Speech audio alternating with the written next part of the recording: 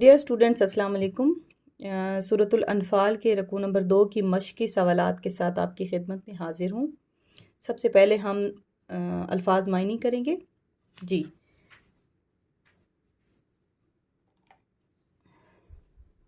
یغشی طاری کر دیتا ہے، ڈھانپ دیتا ہے۔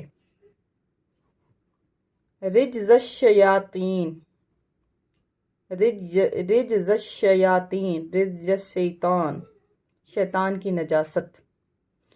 زحفن، جنگ کی صورت میں، لشکر کشی کی صورت میں۔ متحیزن الی فئۃ، کسی فوج سے جا ملنے کے لیے۔ رمیتا، تو نے پھینکا۔ النعاسا، اونگ۔ العناقی، گردنیں۔ بنان، جوڑ، پور۔ متحرفا للقتال، جنگی چال کے طور پر۔ لیبلیا، تاکہ وہ آزمائے۔ موہنو، کمزور کرنے والا۔ سوال نمبر 1 ہے، اس سبق میں غزوہ بدر کے حوالے سے اللہ تعالیٰ کے کن انعامات کا ذکر ہے؟ جیسا کہ میں نے آپ لوگوں کو لیکچر میں بتایا تھا کہ سب سے پہلے اللہ تعالیٰ پہلی ہی آیت میں بیان فرما رہے ہیں، اذ یغشیکم الناس، جب طاری کر دی اللہ تعالیٰ نے تم پر نیند۔ تو پہلا انعام کیا ہوا؟ نیند کا طاری کرنا۔ اس موقع پر لڑائی سے ایک دن پہلے رات کے وقت جب دونوں فوجیں آمنے سامنے تھیں، پڑاؤ ڈال لیا گیا۔ کفار کے لشکر کی تعداد اور ظاہری شان و شوکت مسلمانوں کے مقابلے میں کئی گنا زیادہ تھی۔ اللہ تعالیٰ نے ٹھنڈی ہوا چلائی اور مسلمانوں پر نیند طاری کر دی تاکہ مسلمان مجاہدین سکون سے رات بسر کر سکیں اور اگلے دن حشاش بشاش ہو کر جنگ لڑ سکیں۔ ٹھیک ہے، اچھا، دوسرے نمبر پر اللہ تعالیٰ نے پہلی آیت میں دوسرا انعام بھی بیان کر دیا کہ اللہ تعالیٰ فرماتے ہیں وَيُنَزِّلُ عَلَيْكُم مِّنَ السَّمَاءِ مَاءً، پھر میں نے آسمان سے پانی برسایا۔ یعنی کہ دوسری جو اللہ تعالیٰ کے انعام ہے وہ کیا ہے؟ باران رحمت کا نزول۔ رات کے وقت اللہ تعالیٰ نے بارش برسائی جس سے مسلمانوں کو بہت فائدہ ہوا اور کفار کو نقصان ہوا۔ اچھا، پہلا فائدہ مسلمانوں کو یہ ہوا کہ انہوں نے اپنی ضروریات کے لیے پانی حاصل کر لیا، بارش کے پانی میں نہا دھو کر تازہ دم ہو گئے۔ ٹھیک ہے، جانوروں کے لیے بھی پانی مل گیا، اور جو مسلمانوں کی طرف کی ریتلی زمین تھی وہ پانی کی وجہ سے، بارش کی وجہ سے دب کر فرش نما بن گئی۔ یعنی کہ وہ زمین نے جب ریت نے پانی جذب کیا تو وہ بالکل سخت ہو گئی، جبکہ کفار والی سائڈ پہ جو پتھریلی زمین تھی وہاں پر پانی کی وجہ سے کیچڑ بن گیا اور بار بار پھسلن، یعنی کہ وہاں پہ پھسلن پیدا ہو گئی اور قدم جمانے وہاں پر مشکل ہو گئے۔ تو یہ اللہ تعالیٰ نے جو بارش تھی اس کو رحمت کی صورت میں مسلمانوں کے لیے نازل کیا۔ ٹھیک ہے، یعنی کہ وہ بارش مسلمانوں کے لیے رحمت بن گئی اور کفار مکہ کے لیے زحمت۔ اچھا، تیسرا جو اللہ تعالیٰ کا انعام تھا وہ تھا فرشتوں کی آمد۔ ٹھیک ہے، حضور صلی اللہ علیہ وسلم نے اللہ تعالیٰ سے دعا کی کہ اے اللہ، یہ مٹھی بھر بندے اگر آج جو ہے وہ کافروں کے ہاتھوں شکست پا لیں گے تو پھر تیرا دنیا میں نام لیوا کون ہوگا، تو ہماری مدد فرما۔ تو اللہ تعالیٰ نے حضور صلی اللہ علیہ وسلم کی مدد، جو دعا تھی اسے قبول کیا اور فرشتوں کے ذریعے سے مدد کی۔ ٹھیک ہے، اس کے بعد چوتھی جو اللہ تعالیٰ کا انعام تھا وہ تھا مسلمانوں کے دلوں سے کافروں کا خوف ختم کر دینا۔ ٹھیک ہے، اللہ تعالیٰ نے مسلمانوں کے دلوں سے کفار کا خوف ختم کر دیا، ان کے دلوں کو مضبوط کر دیا، اور جو کافر تھے ان کے دلوں میں مسلمانوں کا رعب ڈال دیا۔ اللہ تعالیٰ کے لیے تو کچھ بھی مشکل نہیں ہے نا، کسی کے دل میں رعب ڈالنا، کسی کے دل سے رعب نکالنا، یہ تو اللہ تعالیٰ کے لیے کوئی مشکل بات نہیں ہے۔ تو اللہ تعالیٰ نے مسلمانوں کے دلوں سے جو کافر تھے ان کا رعب نکال دیا اور کافروں کے دلوں میں مسلمانوں کی ہیبت، خوف ڈال دیا، ان کو خوف محسوس ہونے لگا، اور جو مسلمان تھے انہیں اللہ تعالیٰ نے کافروں کی تعداد کم کر کے دکھائی اور کافروں کو مسلمانوں کی تعداد زیادہ کر کے دکھائی۔ اس طرح سے جو مسلمان تھے ان کا جو حوصلہ تھا وہ بلند ہو گیا اور کافر حوصلے میں پست ہونے لگے۔ ٹھیک ہے، اچھا، پانچواں جو اللہ تعالیٰ کا انعام تھا وہ تھا کفار کی آنکھوں میں ریت پڑنا۔ لیکچر میں آپ لوگوں نے سنا کہ جیسے کہ اللہ تعالیٰ نے حضور صلی اللہ علیہ وسلم سے کہا کہ مٹھی بھر ریت اٹھاؤ اور اسے کفار کی جانب پھینک دو، تو اس سے کیا ہوا کہ وہ ریت تمام جو کفار مکہ تھے ان کی آنکھوں میں گئی، اور اس طرح سے جو وہ کافر تھے وہ پریشان ہو گئے، اور ان کی جو لڑائی کی رفتار تھی اس میں کمی آ گئی. ٹھیک ہے. اچھا، دوسرا سوال ہے کہ کفار کے ساتھ مقابلے کی صورت میں سورۃ الانفال کی ان آیات میں کیا ہدایات دی گئی؟ تو آپ کو لیکچر کے دوران میں نے بتایا تھا کہ سورۃ الانفال کی اس رکوع میں اللہ تعالیٰ نے میدان جنگ کی حکمت عملی بھی بتائی ہے. ٹھیک ہے، میدان جنگ کا طریقہ کار بتایا ہے کہ جب مسلمان کافروں کے ساتھ مقابلے کی صورت میں آمنے سامنے ہوں گے تو کیا کیا انہوں نے باتیں اپنے ذہن میں رکھنی ہیں. ٹھیک ہے، تو میدان جنگ کے حوالے سے دو یعنی کہ صورتیں ہیں ایسی کہ پہلی بات تو یہ کہ اللہ تعالیٰ نے کہا کہ مقابلے کی صورت میں انہوں نے بہادری اور جواں مردی کے ساتھ مقابلہ کرنا ہے، اور ان کے ذہن میں اس بات کا یقین ہونا چاہیے کہ اللہ کی مدد ان کے ساتھ ہے اور دنیا کی کوئی بھی طاقت ان کو نقصان نہیں پہنچا سکتی. اچھا، مسلمانوں کو حکم دیا جا رہا ہے کہ جب وہ میدان جنگ میں کافروں کے ساتھ آمنے سامنے ہو جائیں تو کسی بھی حالات میں وہ جنگ میں پیٹھ نہ پھیریں، بلکہ ثابت قدمی کے ساتھ بہادری کے ساتھ دشمن کا مقابلہ کریں. صرف دو صورتیں ایسی بیان کی گئی ہیں اس صورت میں جن میں ایک مسلمان پیٹھ پھیر سکتا ہے. پہلی کیا ہوگی؟ جنگی چال چلنے کے لیے.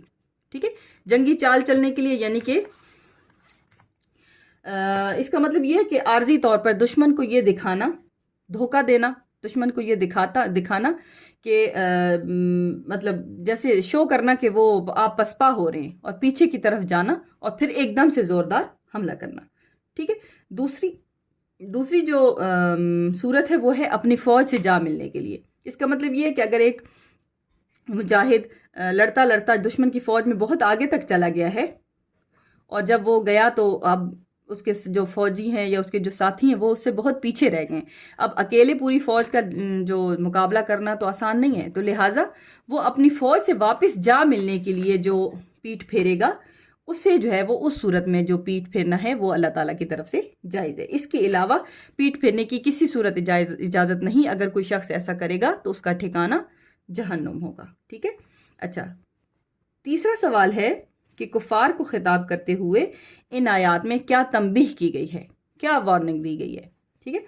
اچھا، مکہ سے جب نکل رہے تھے کافر تو ابو جہل نے کعبہ کا غلاف پکڑ کر دعا مانگی تھی کہ اے اس گھر کے مالک جو بھی حق پر ہے آج اسے فتح دے دے.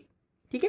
تو اللہ تعالیٰ فرما رہے ہیں کہ دیکھو میں نے تو فتح دے دی، جو حق پر تھا اسے میں نے فتح دے دی. اب ان آیات میں اللہ تعالیٰ کافروں کو تنبیہ کر رہے ہیں کہ دیکھو اگر تم یہ کام چھوڑ دو گے، اللہ اور اس کے رسول کی مخالفت سے باز آ جاؤ گے تو تمہارے لیے ٹھیک ہوگا، لیکن اگر تم نے اپنی سازشیں دوبارہ سے کی تو پھر اللہ تعالیٰ بھی تمہیں اسی طرح سے شکست سے دوچار کرتا رہے گا، اور تم جتنی بار بھی کوشش کرنا چاہتے ہو کر لو، جتنی بھی زیادہ تعداد لانا چاہتے ہو لے آؤ، جتنے بھی ہتھیار لانا چاہتے ہو لے آؤ، لیکن ہمیشہ ہی تمہیں شکست ملے گی، کیونکہ اللہ کی مدد کس کے ساتھ ہے؟ مسلمانوں کے ساتھ ہے. اور ان آیات میں کفار کو تنبیہ کرنے کے ساتھ ساتھ اللہ تعالیٰ مسلمانوں کو فتح کی خوشخبری بھی سنا رہے ہیں کہ جب تک مسلمان حق کے ساتھ اللہ کی رضا کے لیے لڑتے رہیں گے انشاءاللہ اللہ تعالیٰ کی مدد ان کے ساتھ رہے گی. ٹھیک ہے.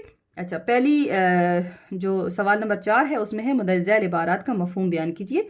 پہلا ہے یا ایھا الذین آمنوا، اے ایمان والو، اذا لقیتم الذین کفروا، جب تمہارا میدان جنگ میں کفار کے ساتھ مقابلہ ہو، زحفاً میدان جنگ میں، فلا تولوہم الادبار، تو تم پیٹھ ہرگز نہ پھیرنا.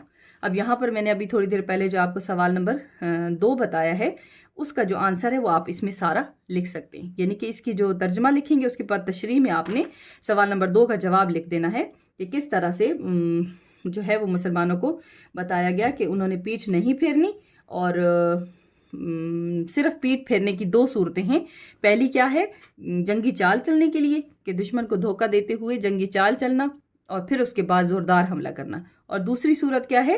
اپنی فوج سے جا ملنے کے لیے. ٹھیک ہے، کہ اگر دشمن کی فوج میں بہت آگے تک چلا گیا ہے مجاہد تو واپس اپنی فوج سے ملنے کے لیے. ٹھیک ہے. اچھا، دوسرا جو مفہوم ہے وہ ہے وما رمیتا اذ رمیتا ولکن اللہ رما، اور نہیں پھینکی جو آپ نے بلکہ وہ پھینکی ہیں کس نے؟ اللہ تعالیٰ نے. اے محمد صلی اللہ علیہ وسلم جس وقت تم نے کنکریاں پھینکی تھیں تو وہ تم نے نہیں پھینکی بلکہ اللہ نے پھینکی تھی. اچھا، سورۃ الانفال کی یہ اس آیت میں اللہ تعالیٰ بیان فرما رہے ہیں، اپنے انعامات کا ذکر کرتے ہوئے بتا رہے ہیں کہ اللہ کی مدد کے بغیر تم کبھی بھی یہ جنگ نہیں جیت سکتے تھے.